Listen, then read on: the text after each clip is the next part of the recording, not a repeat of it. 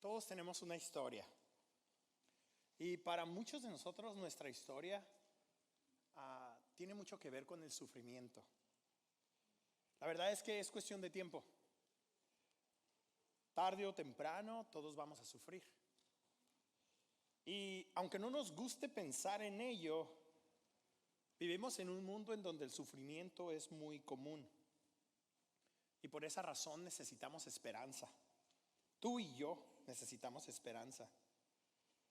Los humanos necesitamos esperanza para poder sobrevivir, para poder vivir en esta vida que en algunas ocasiones pues es muy complicada. Y sin esperanza, la vida se convierte muy intolerable, en algo muy difícil de poder llevar adelante. Honestamente, yo no sé cómo muchos de nosotros podemos vivir. Y pienso en aquellos que no tienen esperanza en Jesús. ¿En dónde? ¿En dónde está su esperanza? ¿En qué confían? ¿En dónde pueden descansar? ¿En dónde pueden reposar? Un hombre joven llamado Víctor Franco, judío, vivió el tiempo en el que los nazis comenzaron a conquistar diferentes lugares y este hombre vivía en Austria. Y llegó el momento en el que él y su esposa, muy jóvenes, a los inicios de sus años 20, terminaron en un centro de concentración nazi. Ahí él pasó 2 años y medio. No solamente fue el único que llegó a ese lugar, toda su familia llegó ahí. Sus padres, sus hermanos, sus sobrinos, sus amigos, todas las personas que él conocía. Al final de cuentas, solamente él y su hermana sobrevivieron. En 2 años y medio perdió todo lo que tenía. En 2 años y medio toda su familia, gran parte de ella se extinguió. Todo lo que conocía, todo lo que tenía fue arrebatado de él. Y cuando salió de este centro de concentración, salió con la intención de convertirse en una persona que pudiera ayudar a otros a sufrir de una manera honorable, a sufrir de una manera que rindiera honor a la vida, que rindiera honor a Dios. Después de esta experiencia, él se convirtió en un psicólogo para poder ayudar a las personas a encontrar esperanza. Este hombre, Víctor Franco, estaba convencido de que cada persona en este mundo va a sufrir y es cuestión de tiempo, como decíamos hace un momento. Y que algunas personas van a sufrir tragedias repentinas, que lo que jamás esperaban va a llegar a su vida y a lo mejor en un proceso de 1 año, de 6 meses, de 2 años, van a recibir tremenda sacudida en su vida. Otros no van a sufrir de esa manera. Para otros van a ser eventos. Uno, después el otro, después el otro, después el otro. Finalmente lo que decía él es que todas las personas van a sufrir. El sufrimiento se convierte en parte de las experiencias que nosotros tenemos y el sufrimiento le empieza a dar forma a nuestra vida. Muchos de nosotros vivimos en la condición en la que vivimos y pensamos de la manera que pensamos por las cosas tristes, difíciles que nos han pasado en la vida. El día de hoy no queremos solamente tener la conciencia clara de que todos en algún momento sufriremos, y tampoco nos vamos a poner a competir entre quién ha sufrido más que los demás. El día de hoy vamos a aprender juntos que es posible recibir esperanza de parte de aquel que tiene el poder para dar nueva vida. Que podemos tener esperanza en Jesús. Y yo sé que cantamos la canción. Y yo sé que no nos pudimos contener en tal vez estar leyendo las letras de este canto. Pero muchos de nosotros tal vez Estamos pasando por un momento de dificultad, por un momento difícil y no sabemos cómo este sufrimiento, cómo este momento difícil nos puede acercar a Dios. La mejor manera como nosotros podemos aprender esta realidad es viendo la Escritura y aprendiendo que es posible para nosotros depender de Dios. Nuestro sufrimiento va desde lo temporal, desde heridas superficiales que se van acumulando una tras la otra, hasta experiencias de abuso y de maltrato. En este mundo caído, todos nos rozamos con personas que sufren. Y el asunto es de que el sufrimiento se convierte parte de la experiencia de la humanidad porque el mundo está habitado por pecadores. Así es de que no deberíamos de estar sorprendidos de que hay sufrimiento. Verás, el pecado y el sufrimiento son parte de nuestra realidad. Sin and suffering are part of our reality. Cada uno de nosotros hemos experimentado el pecado y lo hemos hecho. Mucho de nuestro sufrimiento es porque alguien tal vez nos ha hecho algo malo, pero mucho de nuestro sufrimiento es porque nosotros hemos pecado. Además de que vivimos en un mundo que está también corrompido por el pecado. La Biblia nos enseña en Romanos 3:23 que todos hemos pecado y que estamos privados de la gloria de Dios. All have sinned. No solamente unos cuantos. Todos hemos pecado. Y así como no nos queremos poner a competir en cuanto a quién ha sufrido más y quién ha sufrido menos, tampoco nos vamos a poner a competir a ver quién ha pecado más que otros. Pero la verdad es de que todos estamos en esa situación.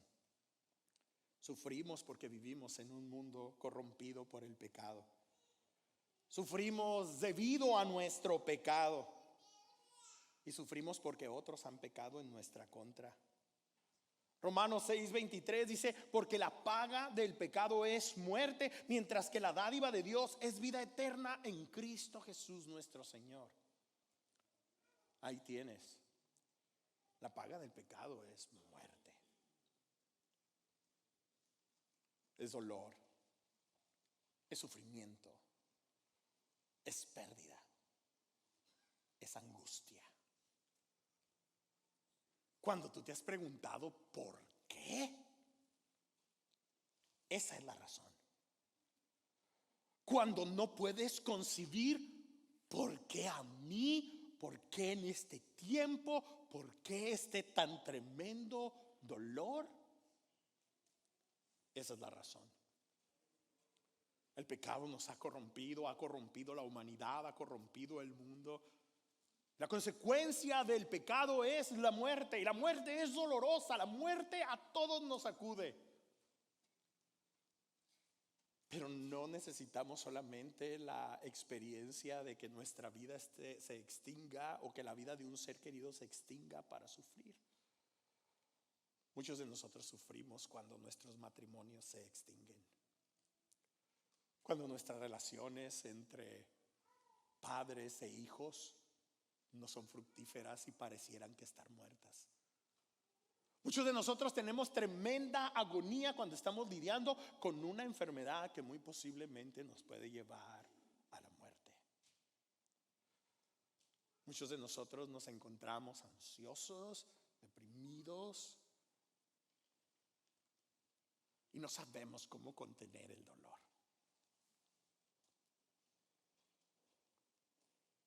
Todos somos pecadores que sufren. Ahora, Jesús nunca pecó, pero Él sí sufrió. Él no tiene en común con nosotros el hecho de que nosotros pecamos, pero Él sí tiene en común con nosotros el hecho de que Él sufrió. Y todo lo que tú piensas que Él no entiende, y todo lo que tú piensas que Él no se puede relacionar contigo, y todo lo que tú piensas que Él jamás ha sentido, lo sintió, lo sufrió, le dolió.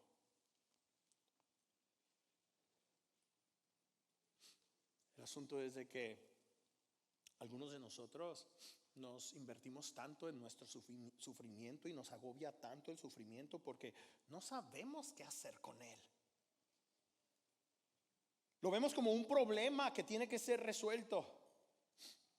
No lo vemos como la providencia de Dios. No vemos el sufrimiento como algo no tan negativo, como algo que sirve de algo, como algo que tiene un propósito. No vemos el sufrimiento de esa manera. Y pensamos que el sufrimiento es algo malo.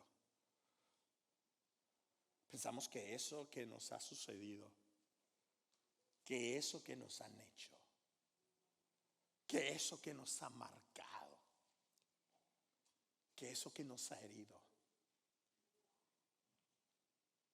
es solamente algo negativo. Pero el día de hoy estamos a punto de descubrir que aún en el sufrimiento puedes encontrar propósito cuando caminas de la mano de Dios. Que aún en el momento más oscuro, aún en la circunstancia más difícil, aún con las cicatrices más profundas y que tal vez todavía duelen y están muy frescas, ahí Dios quiere mostrar su amor y su propósito. Pero vivimos en una sociedad en donde pensamos que el sufrimiento es algo malo y queremos medicar nuestro sufrimiento. No por nada las personas usan sustancias ilegales y usan alcohol o usan drogas o toda clase de medicamento. Pensamos que el sufrimiento es algo muy negativo que debemos de resolver. Y no nos damos permiso de sufrir. Porque llora. Échale ganas. No se aflija. Los hombres no lloran. No te puedes quedar ahí donde estás. Levántate. No sientas. No seas sensible. No te dejes conmover. ¿Saben? El sufrimiento no es necesariamente algo malo. Hace algunos días mi mamá cumplió años y tuvimos la oportunidad de ir a celebrar con ella mientras estábamos comiendo. Hubo una conversación que por unas 3 veces por lo menos estuvo saliendo a la superficie. Y bueno, mis papás ya nos están haciendo más jóvenes como ninguno de nosotros, pero están muy chavalones todavía, apenas tienen 67 años. Ok, entonces ellos estaban platicando, no sé si en algún momento era mi mamá o luego era mi papá, pero el asunto es de que empezaron a pensar en una persona anciana en su familia que ellos tienen que cuidar, la mamá de mi mamá que tiene la familia que atender y ver la decadencia de cómo la edad va afectando el cuerpo físico. Mi mamá pues empezaba a comentar y luego mi papá también que ellos no querían llegar a ser unas personas muy ancianas. Y yo creo que es algo que muchos de nosotros pensamos que estaría bien si nos evitáramos. No nos queremos morir, pero no queremos envejecer. Yo una vez conocí a un viejito de 90 años que no se quería morir. O sea, no importa qué edad tengas, no te quieres morir, pero no quieres envejecer. Y el asunto es que es cuestión de tiempo. Todos y cada uno de nosotros vamos a ir para allá. Y cuando vemos el envejecer como un problema, no estamos permitiéndole a esa situación formarnos. Cuando vemos el sufrimiento como un problema, como algo negativo, no le permitimos al sufrimiento darnos forma. Porque el sufrimiento, ¿sabes qué es lo que puede hacer? Puede formar nuestro carácter.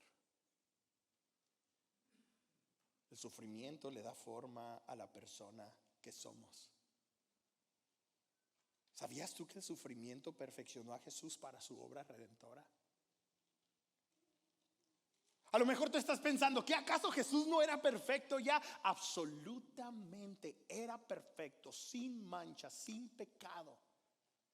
Pero el sufrimiento lo perfeccionó para que tú y yo le creyéramos. Tú y yo no vamos a creerle a nadie que nunca ha sufrido. Tú y yo no nos vamos a relacionar con alguien que nunca ha llorado. Tú y yo no vamos a buscar estar cerca de una persona que no tenga empatía. Tú y yo no nos vamos a dejar amar por alguien que no ha llorado en nuestros tiempos de agonía y de dolor. ¿No le crees? Bueno, Jesús se perfeccionó como el perfecto Redentor y Salvador del mundo a causa de su sufrimiento. Y ahora lo tenemos como un gran sacerdote que es capaz de relacionarse contigo y conmigo, que no ignora lo que es llorar, que no ignora lo que es sufrir, que no ignora lo que es sentir. En Hebreos capítulo 2 versículo 9 dice: sin embargo, vemos a Jesús, que fue hecho un poco inferior a los ángeles, coronado de gloria y honra por haber padecido muerte. Versículo 9 dice: así, por la gracia de Dios, la muerte que él sufrió resulta en beneficio de todos. Y luego el versículo 10 dice: en efecto, a fin de llevar a muchos hijos a la gloria, convenía que Dios perfeccionara mediante el sufrimiento al autor de la salvación de ellos. Jesus was made perfect through what he suffered. Jesús se hizo perfecto por medio de su sufrimiento. Y la perfección de Jesús no solamente entonces lo ayudó a resistir la tentación del pecado, sino la perfección de Jesús también lo ayudó a poder perseverar en su propósito de vida, en su misión de vida, en la razón por la que vino a este mundo a pesar del sufrimiento. ¿Cuál es tu propósito de vida? ¿Cuál es el plan? ¿Cuál es la razón más importante por la que existes? Si estás viviendo solamente por vivir, muy probablemente no necesitas esperanza. ¿Para qué? Pero cuando tienes un propósito, la esperanza te guía y el sufrimiento te da forma.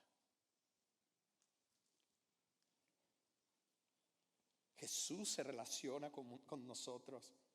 Y como seguidores de Jesús, ahora tenemos la oportunidad de que el sufrimiento nos perfeccione.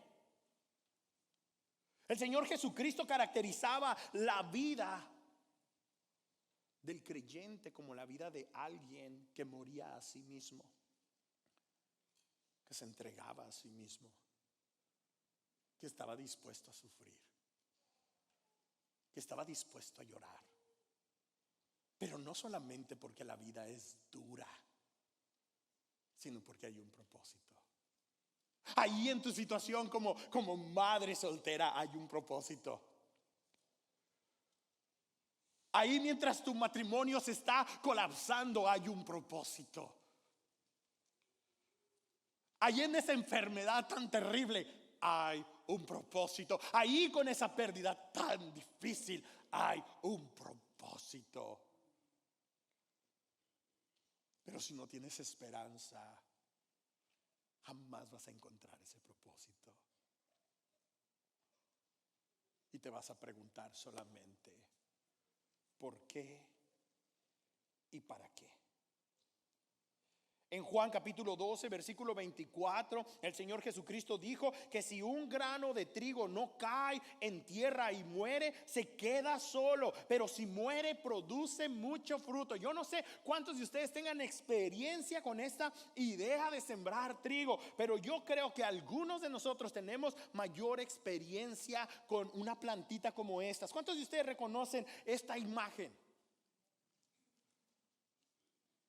Si tú tuviste la misma experiencia que yo cuando íbamos en la primaria, muchos de nosotros hicimos esta clase de experimento. En un frasquito ponías algodón y unos cuantos frijolitos, le echabas un poquito de agua y era cuestión de solamente unos días para empezar a darnos cuenta que ese frijolito pinto, que tú y yo lo podemos ver como inerte, lo cocemos, lo machacamos y no lo comemos, tiene potencial de vida.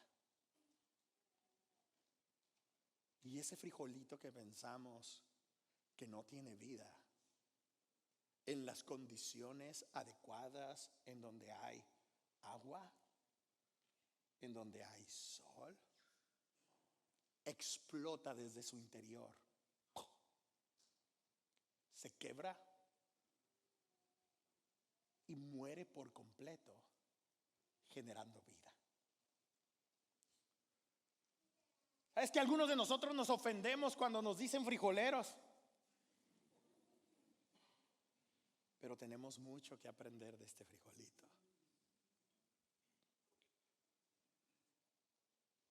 Aunque venga el sufrimiento, aunque venga el dolor, aunque venga la agonía, poder saber que hay algo que Dios está haciendo en nosotros,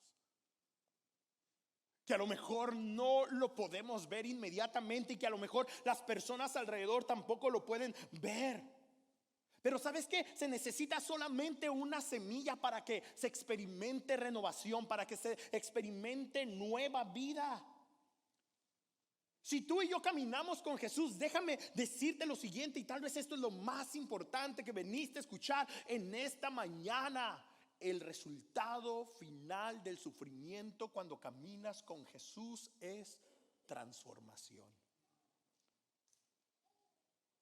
Algunos de nosotros estamos desaprovechando las oportunidades y solamente sufrimos y sufrimos para convertirnos en personas más cínicas, convertirnos en personas más enojonas, convertirnos en personas más resentidas, convertirnos en personas más criticonas, convertirnos en personas más ásperas, convertirnos en personas amargadas.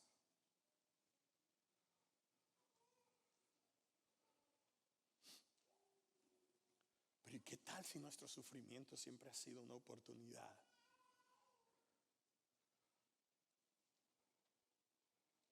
Para que la gloria de Dios se manifieste en nosotros, así como se manifestó en la persona de Jesús levantándolo entre los muertos.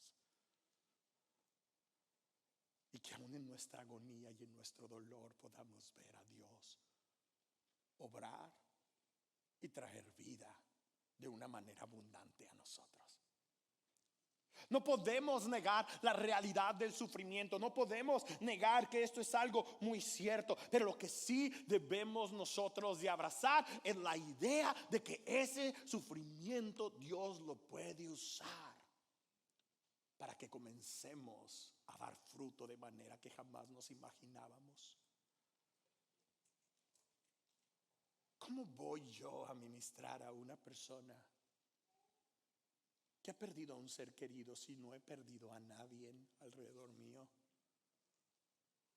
Estoy muy limitado. ¿Cómo voy yo a consolar a una mujer viuda si no he perdido a alguien tan cercano en mi familia? Estoy limitado. Pero la gracia y el amor y el testimonio que puede proveerle otra persona viuda a esta persona, Dios lo puede usar. Verás, Dios no desperdicia nuestro sufrimiento. Y yo sé que en un día como el día de hoy, el día de resurrección, no queremos venir a un lugar como estos a darnos golpes de pecho y a decir, ay, cómo sufrimos, porque lo que queremos hacer es medicar nuestro sufrimiento con la religión también. Y cuando la gente nos pregunta, ¿cómo estás? Tú decir, bendecido, está todo muy bien, una sonrisa. Yo sé que esto es algo que no queremos enfrentar, pero es algo que en algún momento vamos a tener que abrazar. El problema también es que vivimos en una sociedad que no nos está ayudando. Esta sociedad nos está entrenando para que encontremos nuestra esperanza, para que encontremos nuestro fundamento en cosas meramente superficiales, en antídotos superficiales que no nos ayudan a lidiar, que no nos ayudan a enfrentar lo que es el verdadero sufrimiento. Lo opuesto a la esperanza es la ansiedad. Y vivimos en un mundo muy ansioso. Los efectos de la globalización, el vivir en ciudades que se mueven muy rápidamente, el internet nos está cambiando, nos está transformando de raíz y ahora somos una sociedad muy ansiosa. Cuando nuestros adolescentes lidian con ansiedad, tenemos un problema. Ya no es solamente el padre de familia que no sabe de dónde va a salir para pagar la renta el que está ansioso. Ya no es solamente la mamá que no sabe qué les va a dar de comer a sus hijos porque no hay nada en el refrigerador quien está ansiosa. Ahora el niño, la niña de 13 años que tienen todo, están ansiosos.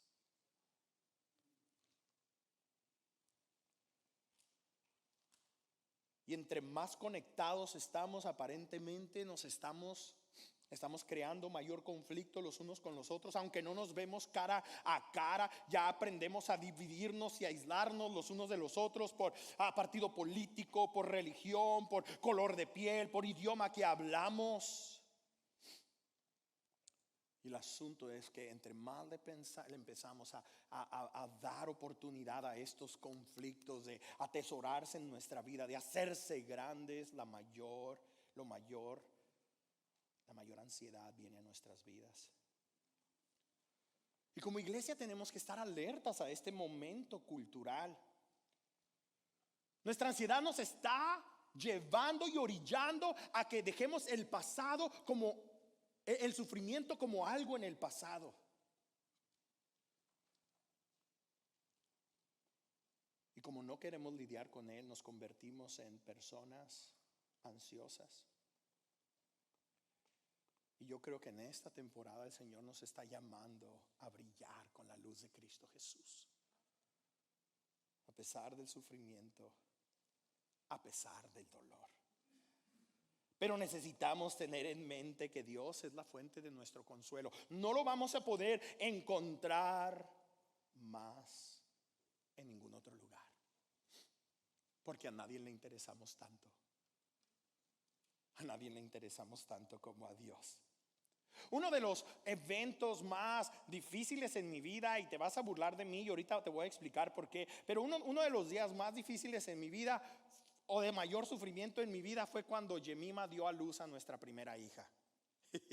¿Y por qué digo eso? Porque si alguien sufrió fue ella, ¿sí o no, mamás? Pero era simplemente muy difícil estarla viendo a ella sufriendo tanto. Ella fue muy valiente, y les dijo a los doctores que no quería que le pusieran esa inyección que les ponen en la columna a las mujeres cuando van a dar a luz. Ella iba muy valiente, como una buena latina, iba a sufrir por amor a su hija. Y ya después de 2 o 3 horas de contracciones y todo eso, dice: siempre no, pónganme esa cosa, pero ya. Como yo era un esposo muy amoroso y muy comprometido, en una de esas oportunidades que el médico me sacó porque le iban a poner esta inyección en su columna, pues yo aproveché para irme al Burger King. Fui, me comí una poderosa Whopper y ya después de a lo mejor como unos 45 minutos regresé. Y a partir de ese momento empecé a notar la realidad. Yemima estaba conectada con un tanque de oxígeno, apenas si podía abrir sus ojos, y ahí todo mi mundo se empezó a colapsar. ¿Qué está pasando? Yo no sabía qué tan mal estaba la situación y no era del todo grave, era un tanto normal, pero yo nunca me había imaginado ver a mi esposa así, tan vulnerable, tan sensible. Y eso fue solamente el inicio, porque después de ahí era dolor de parto. Lo que sí les puedo decir es que después de ese día, Yemima nunca fue la misma. Dejó de ser Yemima y se convirtió en mamá. Y muchas de ustedes saben lo que eso significa. Una vez que eres mamá, ya no puedes ser la misma persona. Uno como hombre es más baquetón y dices, no, ella que la cuide, ella que la alimente, ella que... Y uno, ay, yo me voy a jalar y jalo bien duro. Pero las mujeres que tienen hijos, ¿qué las mantiene esperanzadas en medio de ese sufrimiento? Que el resultado de ese sufrimiento es vida. Y sí, fue uno de los días más difíciles para Yemima, así como el nacimiento de nuestra segunda hija, pero también estoy seguro que ella se va a atrever a decir que es también, que fue también uno de sus días más felices. Y como seguidores de Jesús, tenemos que aprender de nuestras mujeres que son mamás. Como seguidores de Jesús tenemos que estar dispuestos a ir a través del sufrimiento, porque podemos empezar a visualizar que Dios tiene un propósito, que Dios tiene un plan con ese sufrimiento. Mira lo que dice el apóstol Pablo en 1 Corintios 1:3: alabado sea el Dios y Padre de nuestro Señor Jesucristo, Padre misericordioso y Dios de toda consolación. Praise be to the God of all comfort. Alabado sea el Dios de todo consuelo. Porque sí va a haber sufrimiento, sí va a haber dolor, pero en medio de ese sufrimiento, en medio de ese dolor, Dios va a estar presente. Y luego dice el versículo 4: ¿quién nos consuela en todas nuestras tribulaciones? En todo tiempo de dolor, en todo tiempo de agonía, ahí va a estar Dios para consolarnos. El problema es que ¿qué pasa cuando pasamos por situaciones difíciles y estamos desconectados de Dios? ¿Qué pasa cuando viene esa noticia de parte del médico que nos dice, ¿sabes qué? Tienes un cáncer que te va a aniquilar, que te va a exterminar. ¿Qué hacemos cuando estamos desconectados de Dios? ¿Qué hacemos cuando recibimos la carta en el correo que dice que nuestra esposa se quiere divorciar de nosotros si estamos desconectados de Dios? ¿Qué hacemos cuando repentinamente nuestras finanzas empiezan a colapsar y no sabemos cómo vamos a sostenernos si estamos desconectados de Dios?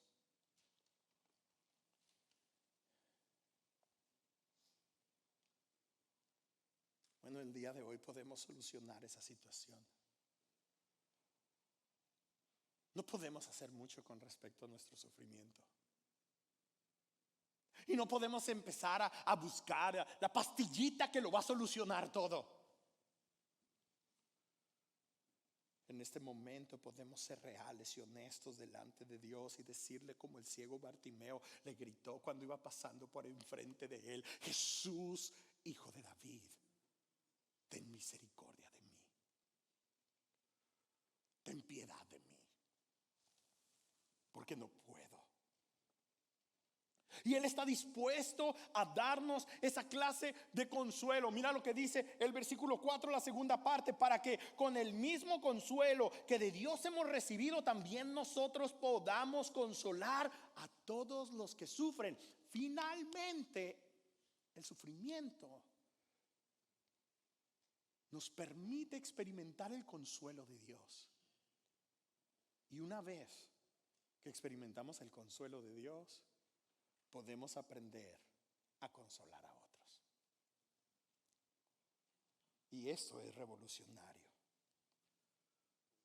Pues así como participamos abundantemente en los sufrimientos de Cristo, así también por medio de Él tenemos abundante consuelo. Cuando tú y yo estamos siendo quebrantados por el dolor, cuando tú y yo estamos siendo molidos por esa situación tan difícil, Dios es capaz de proveerte su consuelo. Y cuando alguien que esté pasando por la misma situación esté a tu alrededor, tú puedes estar ahí para esa persona. Si sufrimos, dice el verso 6, es para que ustedes tengan consuelo y salvación. Ahí está el propósito. Si sufrimos, dice el apóstol Pablo, si este grupo de compañeros míos que andamos por Asia y andamos sufriendo terrible persecución y nos quieren meter en prisión y nos dejan sin comer y muchos son los enemigos que se levantan en nuestra contra, dice, si sufrimos, es para que ustedes tengan consuelo y tengan salvación. Y es que hay algo muy poderoso con el sufrimiento. El sufrimiento nos lleva a depender de Dios. Una vez que sufrimos, ya no vamos a depender de unas cuantas palabras bien dichas que alguien nos diga en el oído. Una vez que estamos pasando por terrible dificultad, ya no nos vamos a conformar con algo superficial, con algo momentáneo. Ya no nos llena. Ahora buscamos conectarnos con Dios porque nadie más vamos a poder encontrar ese sustento. Dice el versículo 8 al versículo 9, estábamos tan agobiados bajo tanta presión que hasta perdimos la esperanza de salir con vida. Nos sentíamos como sentenciados a muerte. Versículo 9. Pero eso sucedió para que no confiáramos en nosotros mismos, sino en Dios que resucita a los muertos. Versículo 10. Él nos libró y nos librará de tal peligro de muerte. En Él tenemos puesta nuestra esperanza. ¿Y saben qué? ¿Saben qué? Nos seguirá librando.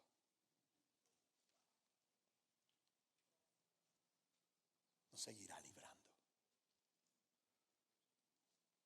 El encargo que el apóstol Pablo tenía era de publicar las buenas nuevas de salvación a todo el mundo conocido, y nada lo iba a detener y nada iba a impedir que el mensaje que él compartiera se dejara de compartir.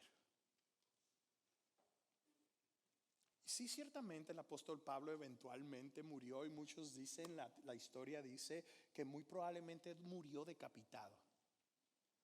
Pero una cosa sí te digo, la intención, el interés del apóstol Pablo era no dejar de vivir aquí hasta terminar y cumplir con el propósito que Dios le había llamado a cumplir. ¿Cuál es el propósito que Dios te ha llamado a cumplir a ti? Como abuela, como madre, como hijo, como esposo, como estudiante, en tu negocio. ¿Cuál es el propósito? ¿Cuál es el plan? ¿A qué te está llamando Dios? ¿Sabes? Sufrir sin Dios puede ser una cosa muy terrible.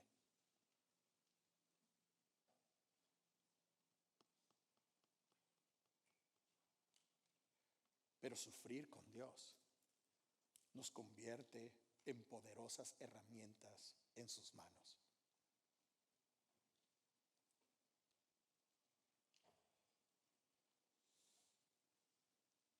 Dios nos trajo a nosotros a través de la muerte de Cristo Jesús. Él tuvo que caer en tierra y morir como uno de esos frijolitos. Morir colgado en una cruz. Para que de ese sacrificio brotara la vida.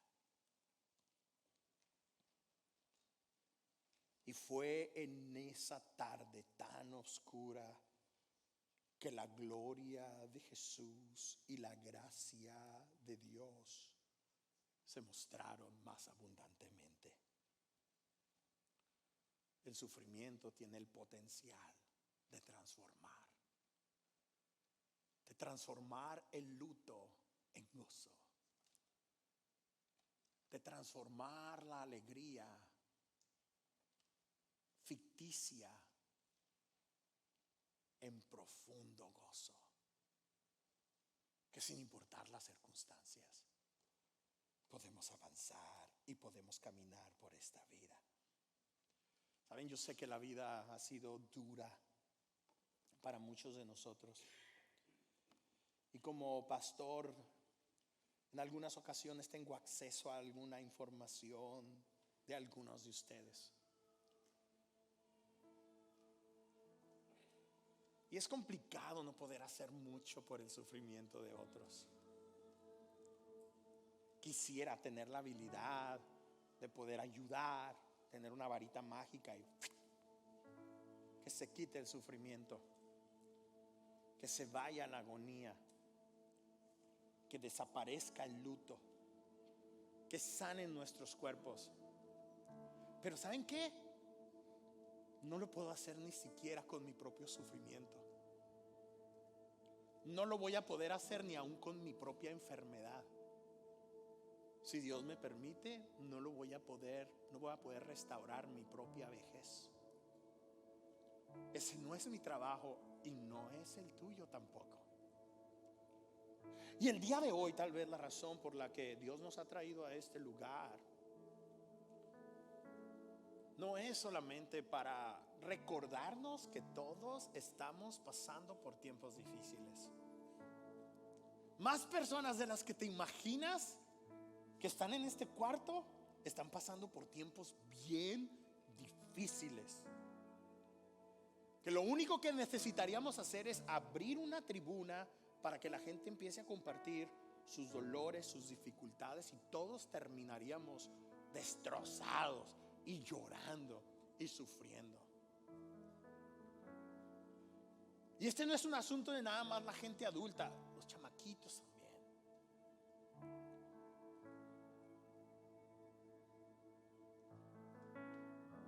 Pero creo yo que el plan de Dios para ti y para mí esta mañana de estar aquí es que nos demos cuenta que hay potencial. Que hay potencial en ese sufrimiento. Que Dios puede traer renovación. Que Dios puede traer un avivamiento. Que Dios puede traer nueva vida. De algo que no podemos controlar, Él puede decir: tranquilo, yo me encargo. Déjame hacerlo. Tú ya lo intentaste. Tú ya lo trataste. Déjame a mí. Y yo me voy a encargar de tomarte en mis brazos,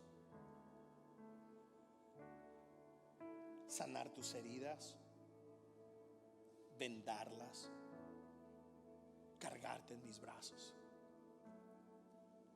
llevarte al redil para que cumplas la plenitud del propósito por el cual